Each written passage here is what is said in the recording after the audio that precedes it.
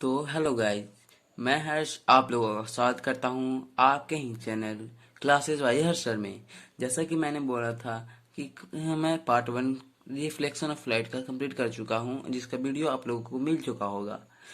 और उसके बाद पार्ट सेकंड का बारी है, जो मैंने कहा था कल शाम को मिलेगा, लेकिन कुछ टेक्निकल प्रॉब्लम्स के कारण मेरे फ़ोन में कुछ टेक्निकल फॉल्ट के कारण मैं उस वीडियो को आज डिलीवर करने वाला हूँ। ठीक है, okay, let's start the video. अगर मेरे चैनल में पहली बार आए हैं तो मेरे चैनल को जितना हो सके लाइक शेयर एंड सब्सक्राइब दीजिए। Okay, and also don't forget to press the bell icon for latest update. ये है मेरे चैनल का नाम, क्लासेस बाय हर्ष सर पे। इस पे जरूर क्लिक करें और सब्सक्राइब करें। तो आइए स्टार्ट करते हैं बिना किसी देरी के अपना second part of reflection of light. Okay, जिसमें सबसे पहले हमको पढ़ना है image formation by concave mirror. Concave mirror के द्वारा इमेज फॉर्मेशन जो 6 टाइप से होता है, 6 प्लेस पे हम किसी भी ऑब्जेक्ट को रख सकते हैं। तो वो कौन सा 6 प्रोजेक्ट है, ऑब्जेक्ट प्लेस है जहाँ पे हम ऑब्जेक्ट को रख सकते हैं मिरर के आगे। ठीक है, देखते हैं।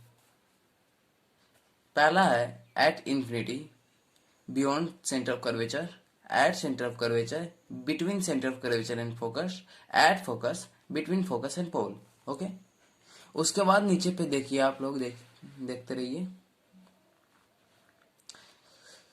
अगर हम किसी ऑब्जेक्ट को इंफिनिटी पे रखते हैं तो क्या होता है, ये इस पॉइंट को आप लोग अपने माइंड में रख सकते हैं। इसी पॉइंट को मैं सिंपली भाषा में, जिसको आप लोग को समझ में आ सके वैसा मैं बताऊंगा। इस हर एक पॉइंट को आप अपने नोटबुक में नोट कर सकते हैं। ओके, तो ध्यान दीजिए। हाँ, तो यहाँ देखिए, अगर किसी ऑब्जेक्ट को इंफिनिटी पे रखा जाए तो उसका इमेज फॉर्मेशन कहाँ पे होगा, कैसा होगा, उस इमेज का साइज कैसा होगा, उस इमेज का नेचर कैसा होगा। आप लोग जानते हैं रियल और वर्चुअल इमेज होता है नेचर का, और इन्वर्टेड, और क्या होता है, inverted image. Real and inverted होता है, वर्चुअल एंड इरेक्ट होता है इमेज। ठीक है, नेचर ऑफ इमेज। तो यहाँ पे देखते हैं, हम लोग को जानना है कि अगर किसी ऑब्जेक्ट को इंफिनिटी पे रखा जाए, इंफिनिटी मतलब जैसे यहाँ से देख सकते हैं सन, सन इंफिनिटी पे है, हम लोग वहां तक नहीं जा सकते, तो वो इंफिनिटी पे है। मून इंफिनिटी तक है। ठीक है, ऐसा एग्जाम्पल।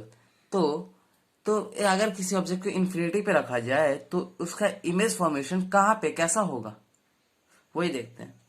ये देखिए, उससे यहाँ पे कोई ऑब्जेक्ट है इंफिनिटी पे। ठीक, इस ऑब्जेक्ट को यहां से 2 लाइन लिए, एक 2 रे लिए, एक रे मिरर पे गिरते के साथ रिफ्लेक्ट कर गया, और दूसरा रे मिरर पे पोल पे गिरा, और जितना एंगल में गिरा उतना ही एंगल में रिफ्लेक्ट किया। दोनों आके मीट किया एट फोकस पे, देख सकते हैं आप लोग। ये दोनों रे यहाँ पे मीट किया, लेकिन इमेज इन्वर्टेड है, मतलब उल्टा है। यहाँ पे अगर इसका सर है, यहाँ पे इसका पैर है, तो यहाँ पे ठीक उल्टा होगा, इसका नीचे सर होगा और ऊपर पैर होगा। ठीक है, और इसका position of image at focus, size of image highly difference object से बहुत छोटा होगा। जैसे हम लोग सन को देखते हैं तो सन कितना बड़ा है, लेकिन हम उसको अगर मिरर में देखें या फिर चांद को मिरर में देखते हैं तो उसका इमेज कैसा होता है, या फिर हम ही देखते हैं चांद को अपने आई से, तो उसका इमेज कितना होता है, कितना छोटा होता है, हाईली डिफरेंस होता है ना उसके साइज के अकॉर्डिंग। तो वही, और उसका इमेज है रियल एंड इन्वर्टेड इमेज होता है। उसके बाद आइए जानते हैं हम लोग कुछ।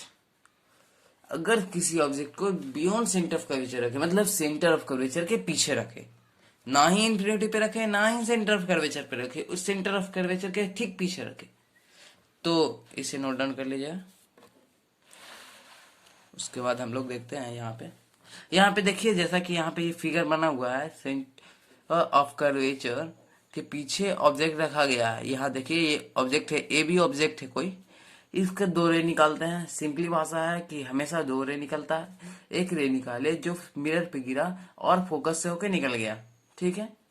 और दूसरा रे उसी में फोकस से होके गया और पैरेलल प्रिंसिपल एक्स के निकल गया। लेकिन यहाँ पे देख सकते हैं कि दोनों between centre curvature and focus के बीच में मिला है ना।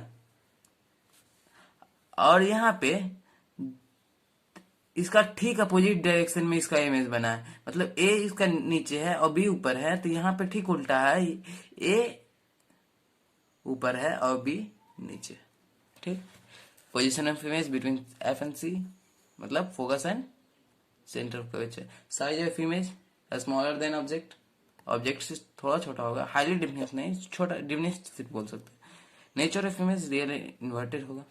उसके बाद यहाँ पे जैसा कि आप लोग देख पा रहे हैं, हम लोगों को पढ़ना है when the object is placed at centre of curvature. अगर किसी ऑब्जेक्ट को सेंटर ऑफ कर्वेचर पर रखा जाए तो क्या होगा। तो यहाँ पे इस फिगर उसको नोट डाउन कर लीजिएगा। उसके बाद इसी चीज को मैं सिंपली भाषा में यहाँ पे समझा दिया करूंगा। ऐसे वो नोट करेंगे तो नोट करते के साथ ही आपको हर एक चीज क्लियरली समझ में आ जाएगा। तो यहाँ पे एक मिरर है जिसमें सेंटर ऑफ कर्वेचर पे एक ऑब्जेक्ट रखा गया है, ए और बी ऑब्जेक्ट है, जिसमें से दो रे निकाले। एक रे मिरर पे गिरा और फोकस से बाहर आया, एक फोकस पे गया और पैरेलल निकला, दोनों एक जगह पे मीट किया जो है सेंटर ऑफ कर्वेचर। मतलब किसी ऑब्जेक्ट को सेंटर ऑफ कर्वेचर पे रखा जाए तो उसका इमेज एकदम इक्वल टू ऑब्जेक्ट रहेगा। Image is always equal to object, मतलब दोनों का साइज सेम रहेगा। लेकिन यहाँ पे मिरर के आगे इमेज बनने के कारण ये इमेज रियल भी होगा। लेकिन यहाँ पे देख सकते हैं ये इमेज ठीक उल्टा बना है, जितना जैसा ऊपर है वैसा है, लेकिन यहाँ पे इमेज इन्वर्टेड है, मतलब पलट गया है इमेज। मतलब सर ऊपर था तो यहाँ सर नीचे है, ठीक है। बाकी चीजों को आप लोग देख के समझ ही सकते हैं। उसके बाद देखते हैं, उसके बाद बारी है हमारी when the object is placed between centre of curvature and focus. अगर किसी ऑब्जेक्ट को सेंटर ऑफ कर्वेचर और फोकस के बीच में रखा जाए तो क्या इमेज बनेगा। आप लोग समझ सकते हैं कि इसका इमेज बनेगा कहाँ पे, बियॉन्ड सेंटर ऑफ कर्वेचर बनेगा। यहाँ पे जैसे जैसे ऑब्जेक्ट आगे आ रहा है तो उसका इमेज पीछे चला जा रहा है। तो इसका फिगर भी देख लेते हैं, कैसा फिगर बनेगा, क्या फिगर बनेगा, ऐसा साइज रहेगा, सब चीज देख लेते हैं आगे। यहाँ पे देखिए जैसे ये एक मिरर है, कॉनकेव मिरर, जिसमें ऑब्जेक्ट रखा गया है centre of curvature and focus के बीच में। तो यहाँ पे ऑब्जेक्ट रखा गया, इसके से दो रे निकाला गया। एक रे मिरर पे गया और फोकस से बाहर आया, एक रे मिरर पे गिरा, फोकस से गया और पैरेलल बाहर आया। दोनों रे एक जगह में मेट किया जो है बियॉन्ड सी, और उसका साइज ऑब्जेक्ट साइज से बड़ा होगा। और लेकिन फिगर रियल एंड इन्वर्टेड होगा, क्योंकि मिरर के पीछे वो इमेज नहीं बन रहा है, वर्चुअल इमेज नहीं बन रहा है, तो रियल इमेज, और रियल इमेज हमेशा इन्वर्टेड इमेज रहेगा, ठीक है। उसके बाद है when the object is placed between focus and pole. अगर किसी ऑब्जेक्ट को फोकस और पोल के बीच में रखा गया जाए तो क्या होगा। अगर किसी ऑब्जेक्ट को फोकस और पोल के बीच में रखा जाए तो क्या होगा। तो आइए इस बात को भी जान लेते हैं। जैसा कि आप लोग, मैं आशा कर रहा हूँ कि जितना भी मैं अभी तक पढ़ाया हूँ, जितना भी लेक्चर अभी तक मैं लिया हूँ, वो सारे लेक्चर्स आपको कंप्लीटली समझ में आ रहे होंगे। अगर आ रहे हैं तो प्लीज मेरे वीडियो को लाइक शेयर सब्सक्राइब दीजिए, ठीक है। तो आगे इसी बात को कैरी करते हैं। तो अगर किसी ऑब्जेक्ट को फोकस और पोल के बीच में रखा जाए तो इसका इमेज और भी दूर जाएगा ना। तो इसका इमेज कहाँ बनना चाहिए, आप लोग कमेंट करिए कि मैं वेट करूं या फिर आगे बताता चलूं। चलिए 5 सेकंड का टाइम देते हैं आप लोगों को। Times up. तो आइए हम इस बात को जान लेते हैं। अगर किसी ऑब्जेक्ट को फोकस और पोल के बीच में रखा जाए, जैसे कि यहाँ पे कोई ऑब्जेक्ट बना हुआ है, आप लोग देख सकते हैं, तो उसका इमेज हमेशा वर्चुअल बनेगा, मतलब मिरर के पीछे बनेगा। यहाँ देख सकते हैं आप लोग, मिरर के पीछे बना है ना ऑब्जेक्ट, है ना। क्लासेस बाय हर सर को सब्सक्राइब जरूर कर देना भाई, ठीक है ना, आप लोग को समझ में आ रहा होगा तो। और जितना हो सके क्लासेस बाय हर सर को शेयर करिए।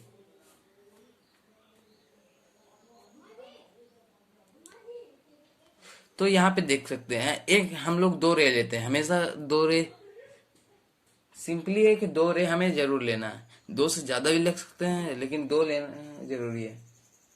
तो एक रे सेंटर ऑफ कर्वेचर से पास करेगा, यहाँ से वर्चुअल हो जाएगा, मतलब कि माना जाएगा कि बाहर जा रहा है।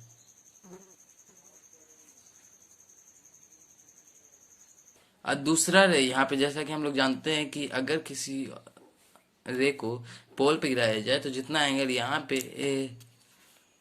जितना एंगल इस तरफ होगा उतना ही एंगल इस तरफ होगा, तो उसी एंगल से बाहर गया। तो यहाँ पे हम इस रे को, दोनों रे को, यहाँ से ये रिफ्लेक्ट तो कर गया, लेकिन हम लोग दोनों रे को खींचेंगे पीछे की तरफ, देखते हैं पीछे की तरफ ये कहाँ जाके मिल रहा है, क्योंकि आगे ये कभी जाके मिलेगा नहीं। तो हम लोग को पीछे ही मिलाना पड़ेगा, क्योंकि ये कभी पैरेलल नहीं है। अगर ये पैरेलल नहीं है तो ये मिलेगा नहीं। तो हमें तो मिरर को, दोनों इमेज को देखना है कि इमेज कहाँ बन रहा है। ऐसे तो मिलेगा नहीं तो इमेज तो बनेगा नहीं।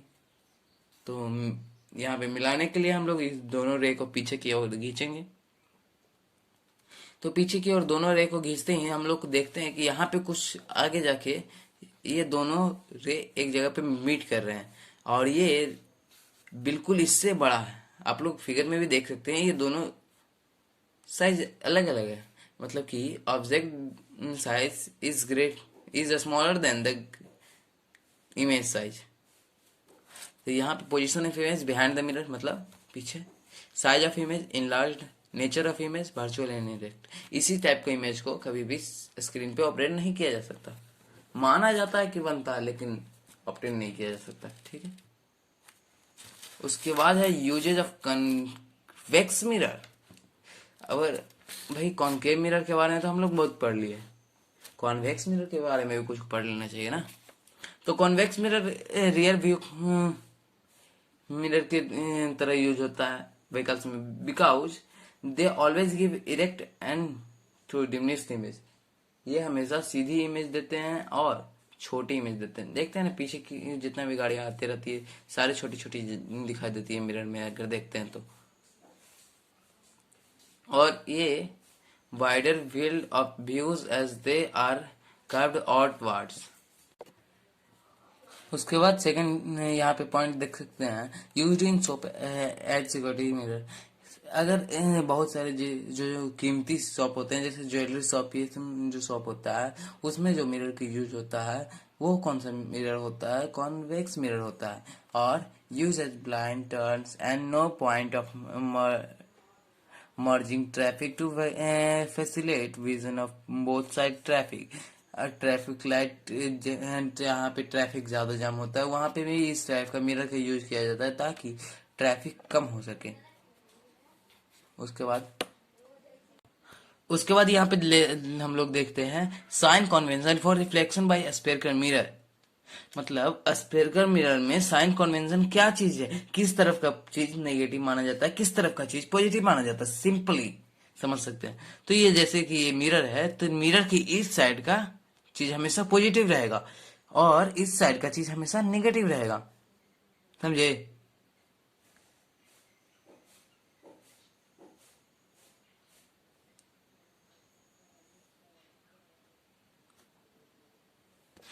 तो जैसे कि हम लोग देख सकते हैं distance as upward is positive, distance as downward is negative.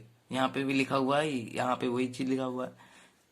Direction in left side is negative, ठीक है। तो इस चीज को याद अपने दिमाग में बैठा लीजिए कि इस तरह से हमें हमेशा अपने दिमाग में इस चीज को बसाए रखना है और क्लासेस बाय हर सर से हमेशा ज्वाइन रहना है। और ये तो मैं पहले बता ही चुका हूँ कि कौन सा मिरर में क्या चीज नेगेटिव होता है क्या चीज पॉजिटिव होता है, ऑलवेज सारा चीज मैं बता चुका हूँ आप लोगों को। तो ये ये भी ये जितना इम्पोर्टेंट है उससे ज्यादा इम्पोर्टेंट वही है, ठीक है। उसके बाद यहाँ पे देख सकते हैं कुछ पॉइंट्स है। All the distance along X axis are taken as positive. मतलब कि इस तरफ से इस तरफ का जितना भी डिस्टेंस है सारा का सारा पॉजिटिव डिस्टेंस में आता है बच्चा, ठीक है।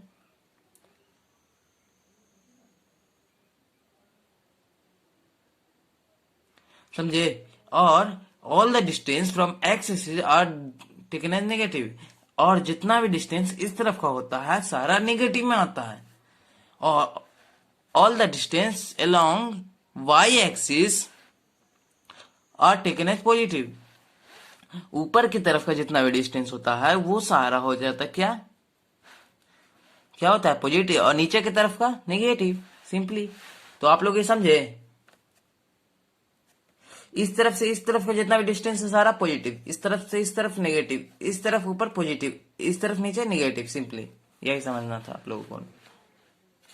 उसके बाद है uses of convex concave mirror, बताते हैं। कॉन्वेक्स मिरर का आगे हम बता चुके हैं, तो कॉनकेव मिरर का कुछ सीख लेते हैं। सेविंग मिरर में कॉनकेव मिरर का यूज होता है, जिसमें अक्सर जो मेंस है वो अपना सेविंग करते हैं, तो सेविंग मिरर का यूज करते हैं ताकि उसमें छोटे से छोटे पार्टिकल्स को भी देखा जा सके, छोटे से छोटे हेयर को भी देखा जा सके, उसको भी कट डाउन किया जा सके। ओके। उसके बाद है concave mirror are used as reflector in torches, vehicles, headlights and searches light to get powerful beam of light. Cave mirror का और भी यूज होता है, जैसे टॉर्चेज में यूज होता है, ताकि वहां पे अगर किसी ऑब्जेक्ट, छोटा सा ऑब्जेक्ट कहीं पे गिर जा सके, तो उस कॉनकेव मिरर के जो बीम है, लाइट है, इन टॉर्च है, तो उससे ज्यादा बीम ऑफ लाइट निकल के किसी स्पेसिफिक एरिया पे गिरे, तो उस एरिया को ज्यादा क्लियरिफाई करके हम लोग उस चीज को ढूंढ सके। कॉनकेव मिरर का काम क्या है, सिंपली समझ सकते हैं तो छोटे चीज को बड़ा करके दिखाना, और कॉन्वेक्स मिरर का काम है बड़ा चीज को छोटा करके दिखाना, जिससे व्हीकल्स में यूज होता है। ये व्हीकल्स हेडलाइट में यूज होता है ताकि वाइडर एरिया कैरी कर सके हम, ठीक है ना। उसके बाद डेंटिस्ट भी इस चीज का यूज करते हैं ताकि टीथ में जो पेशेंट का टीथ है उसको ज्यादा लार्जर इमेज देख के ठीक किया जा सके, और सोलर कुकर में भी यूज होता है इसका, ठीक है। और ये मिरर फॉर्मूला, एक मिरर फॉर्मूला कल हम बताए थे, वही मिरर फॉर्मूला यहाँ पे है, 1/v plus 1/u equal to 1/f, ठीक है। इसको अपने दिमाग में बैठा रखे। जिसमें v क्या है, distance of image from mirror, distance of object from mirror and focal length of mirror, ठीक है ना। यही कल बताया था जो अलग है, ये बताया था जो अलग है, इन दोनों को अपने दिमाग में बैठा रखे, कभी भी इन लोग को भूलना नहीं, ताकि इससे ही हमारा प्रॉब्लम्स जो फिजिक्स में आता है वो सॉल्व हो सके। उसके बाद है मैग्निफिकेशन ऑफ मिरर, HI/HO, मतलब height of image by height of object is equal to distance of image from mirror by distance of object from mirror, ठीक है। Image distance, object distance, m is equal to -b/u, ठीक है। उसके बाद यहाँ पे एक क्वेश्चन दिया हुआ है जो आप लोग सॉल्व करके देख सकते हैं।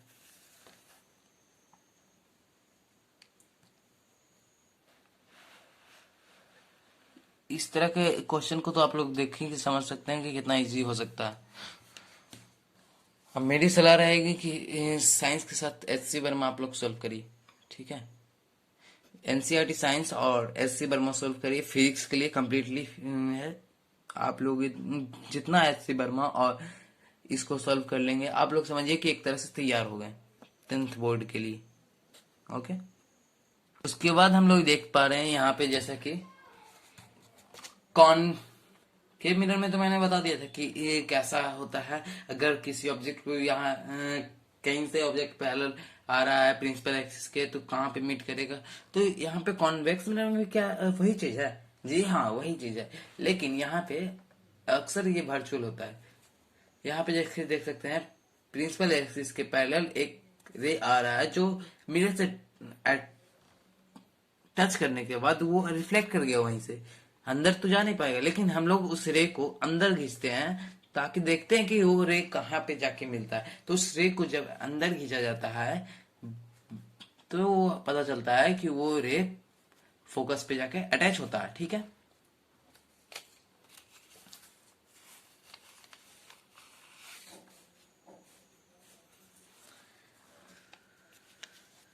और इस चैनल को सब्सक्राइब कर दीजिएगा, ठीक है ना। मैं बार बार ये इस चैनल को सब्सक्राइब करने के लिए यूं बता रहा हूँ क्योंकि कभी भी इस वीडियो का कॉपीराइट ना आए, मतलब कि कोई और चैनल मेरे ही वीडियो का अपना वीडियो बना, इसी वीडियो को सारे नोट्स को टेकन करके कोई और चैनल ना बना के मेरे चैनल के जितने भी नोट्स हैं उसको ना ले सके। इसीलिए ये चीजें हर चैप्टर में दिख सकती है। नहीं तो मैं अभी क्या करूंगा कि जो वीडियो बनाऊंगा उसमें हाईलाइट करके क्लासेस बाई हर सेट लिखा रहेगा, ठीक है ना। Okay, thank you. इस चैनल को सब्सक्राइब कर दीजिएगा।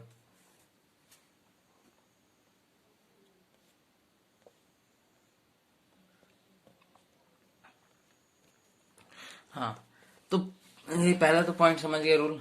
दूसरा रूल है, अगर किसी ऑब्जेक्ट को हम a ray of light going towards the center of curvature of convex mirror reflecting back along same path, अगर किसी रे को अगर गिराया जाए ऐसा लगे कि वो सेंटर ऑफ कर्वेचर पे गिरेगा तो वो सेंटर ऑफ कर्वेचर से ही वापस जाएगा, मतलब कि यहाँ पे गिरा यहीं से वापस चल गया लेकिन उसको पीछे खींचेंगे तो वो सेंटर ऑफ कर्वेचर से अटैच हो सकता है। तो मतलब कि सेंटर ऑफ कर्वेचर पे किसी रे को आता दिखे या भी वो कॉन्वेक्स मिरर या कॉनकेव मिरर, वो रिफ्लेक्ट हमेशा सेम रे उसी लाइन में जाएगा, कभी भी उसका रिफ्लेक्शन लाइन अलग नहीं होगा, ठीक है। उसके बाद थर्ड पॉइंट है, अगर किसी में जो पोल है उस पर कोई इंसिडेंट करे रे तो वो एंगल इक्वल रहेगा क्या दोनों का? जी हाँ, दोनों angle I is always equal to angle R, मतलब रिफ्लेक्टेड रे और इंसिडेंट रे दोनों इक्वल रहेगा, ठीक है। ये जैसे यहाँ पे लिखा हुआ। हाँ, अब फोर्थ है, a ray of light going toward the focus of convex mirror become parallel to the principal axis of reflection, मतलब कि अगर किसी रे को ऐसा गिराया जाए जो लगे कि फोकस पे गिर रहा है कॉन्वेक्स मिरर में, तो अटैच होके रिफ्लेक्ट तो करेगा लेकिन वो हमेशा प्रिंसिपल एक्सिस के पैरेलल होगा, समझ गए। उसके बाद हम लोग कुछ केस के बारे में पढ़ लेते हैं,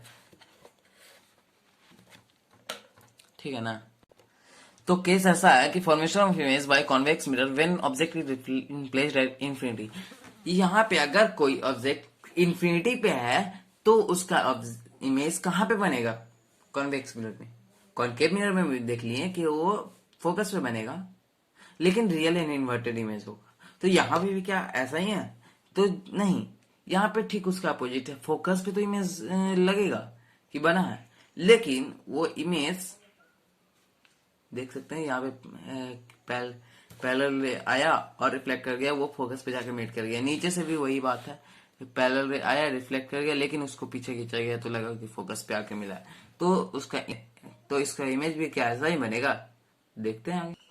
तो जैसा कि यहाँ पे देख रहे हैं position of image at focus लिखा हुआ है, मतलब कि पोजीशन ऑफ इमेज तो फोकस पे है और इमेज बहुत छोटा क्योंकि वो पॉइंट साइज का आ गया, फोकस पे सिर्फ बना, फोकस से ना नीचे आया ना ऊपर गया।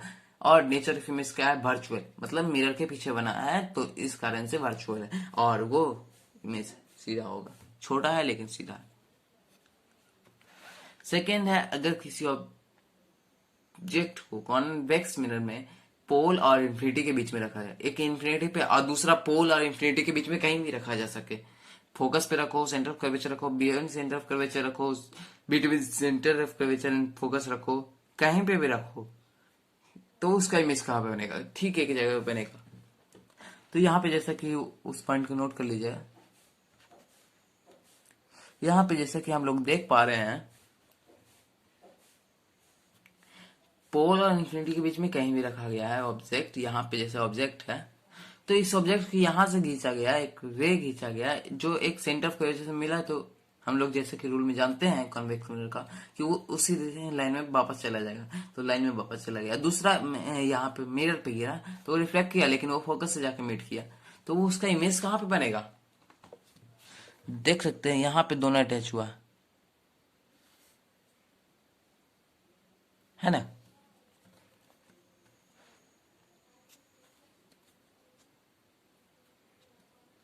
A special point for convex mirror, diverging mirror always form erect and virtual image always form diminished image and between pole and focus.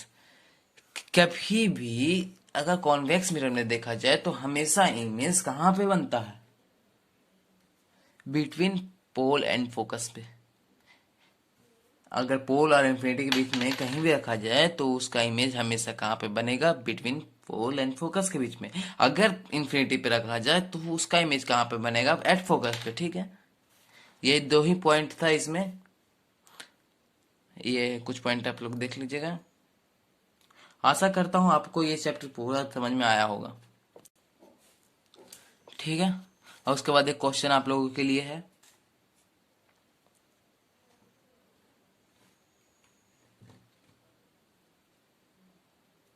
इस क्वेश्चन का आंसर आपको मिलेगा शॉर्ट्स वीडियो में। इसी चैप्टर का शॉर्ट्स वीडियो एक मैं बनाने जा रहा हूँ जिसमें इस क्वेश्चन का आंसर मिलेगा। ठीक है, बने रहे मेरे चैनल के साथ।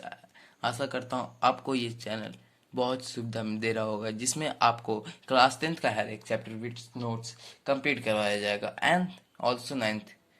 अगर आपको किसी चैप्टर में 9th का दिक्कत है तो आप वो भी सॉल्व कर सकते हैं। तो बने रहे हर्ष कुमार के साथ। हर्ष के आपके ही channel classes by Harsh sir में सब्सक्राइब ना किया हो तो कर लीजिए, और जितना हो सके अपने दोस्तों में शेयर करें ताकि उन्हें भी इस चैनल का बेनिफिट्स मिल सके। Thank you, have a nice day, God bless you. I hope that you will stay healthy. जय हिंद, जय भारत।